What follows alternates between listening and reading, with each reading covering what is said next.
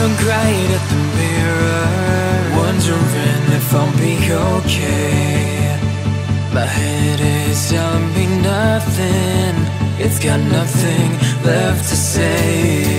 And I was like, eh, eh, eh, eh, oh, oh, oh, oh. You were like, eh, eh, eh, eh, no, oh, no, oh. I was like, eh, eh, eh, eh, oh, oh, oh, oh. You were like, eh, eh, eh, eh, no. దృష్టిలో భార్య అంటే నచ్చి తెచ్చుకునే బాధ్యత, పిల్లలు మొయ్యాలనిపించే బరువు. కానీ నా దృష్టిలో నాన్నంటే మర్చిపోలేని ఒక జ్ఞాపకం. మా నాన్న నాకు అనుభవించడానికి బోల్డంత ఆనందాన్ని ఇచ్చాడు.